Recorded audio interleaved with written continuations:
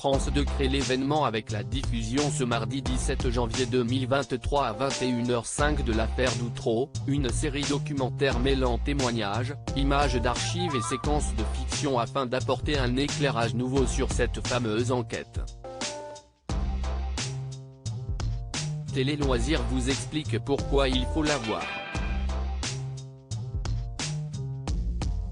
Ce mardi 17 janvier 2023 à 21h10, France 2 diffuse les 2 premiers des 4 épisodes de la série documentaire L'affaire d'Outreau. Ce n'est évidemment pas la première fois que la télévision s'intéresse à cette terrible affaire. Déjà, en 2011, l'émission Zone Interdite proposait un documentaire réalisé par Karine Duchochois, une acquittée. En 2020, les chaînes LCP et Public Sénat consacraient également un document exceptionnel à ce scandale judiciaire. Même le cinéma s'est intéressé à l'affaire avec le film Présumé coupable, dans lequel Philippe Torton incarnait Alain Maréchaux, l'huissier de justice impliqué bien malgré lui dans cette sombre histoire. Retour sur un fiasco judiciaire près de 18 ans après les faits, l'affaire d'Outreau revient sur ce fiasco judiciaire qui a broyé des vies. Petit rappel des faits, le 1er décembre 2005, la Cour d'appel de Paris acquitte les derniers accusés de l'affaire d'Outreau, après 2 procès et 4 années de procédure.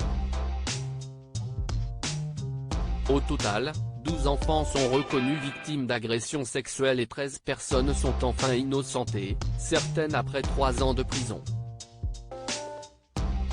Redonner la parole aux protagonistes à ceux qui se demandent s'il est vraiment utile de reparler de cette affaire, Agnès Pizzini, la co-réalisatrice en charge des enquêtes et interviews, répond sans embâche, « Oui, ça vaut le coup de revenir sur des histoires dures comme celle-là.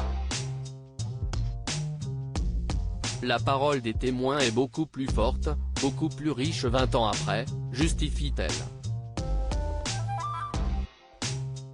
Cette série, nous l'avons faite pour prendre du recul afin de rééclairer cette affaire à la lumière d'aujourd'hui, renchérit Luc Martin Gousset, le producteur du programme.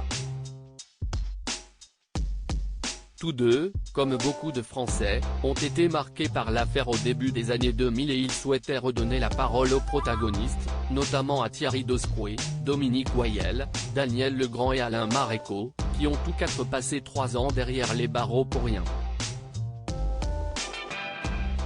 3 ans, si est-il long, surtout quand on est innocent, regrette aujourd'hui Dominique Voyelle. Le documentaire donne également la parole à Jonathan Delay, qui évoque les viols dont il a été victime avant ses 6 ans. Preuve que l'affaire reste très sensible, le juge Fabrice Burgot n'a pas souhaité s'exprimer. Quant aux policiers, le ministère de l'Intérieur leur a interdit de témoigner. La mise en scène au service de la parole, l'originalité du programme, si est qu'il joue aussi la carte de la fiction. Ce choix peut surprendre, mais il s'avère efficace.